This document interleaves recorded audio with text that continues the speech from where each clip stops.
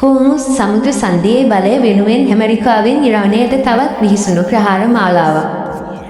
ඉරානයේ දකුණු වෙරළ තීරයේ පිහිටි ප්‍රධාන මිලිටරි සහ නාවික කඳවුරු රසක් ඇමරිකානු මධ්‍යම අණදෙන මධ්‍යස්ථානය විසින් මුළුමනින්ම වටලා පහර දෙන්නේ කොහොමද? සිරික්, මුෂෙහ්, කිනෙරක් සහ චබහාන් නගර එකවර මහ පිපිරීම් වලින් දෙදරුල්කා ගිය ඒ දරුණු මිලිටරි මෙහෙයුමේ ඇතුළාන්තය මෙන්න. ජාත්‍යන්තර මාධ්‍ය ආයතන සලිත කරමින් මැද පෙරදිග කලාපයෙන් තවත් අතිශය උණුසුම් මිලිටරි පුවතක් වාර්තා වෙනවා.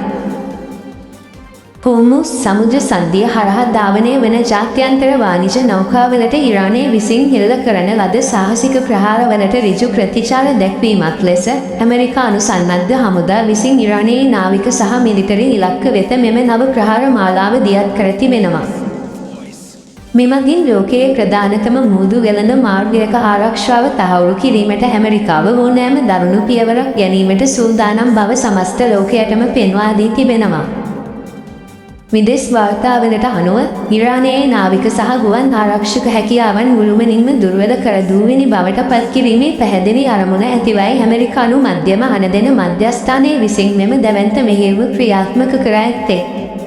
උන් ඉරානයේ දකුණු වෙරළ තීරයේ පිහිටි උපායමාර්ගික මිලිටරි මධ්‍යස්ථාන රැසකට එකවර මිසයිල සහ ගුවන් ප්‍රහාර එල්ල කර තිබෙනවා. මෙම දරුණු ප්‍රහාර හේතුවෙන් ඉරානයේ සිරික්, මුෂෙහ්, කොනරෙ සහ චාබාහා වැනි ප්‍රධාන වෙරළවන නගර සහ මිලිටරි කඳවුරු තුළ අතිදැවැන්ත පිපිරීම් රැසක් සිදුව ඇති බවයි වාර්තා වෙන්නේ. මෙමගින් ඉරානයේ ඉදිරි ආරක්ෂක පද්ධතියට සිතාගත නොහැකි මට්ටමේ දරුණු පාඩුවක් සිදුව ඇති බව මිලිටරි විශ්ලේෂකයන් පවසනවා.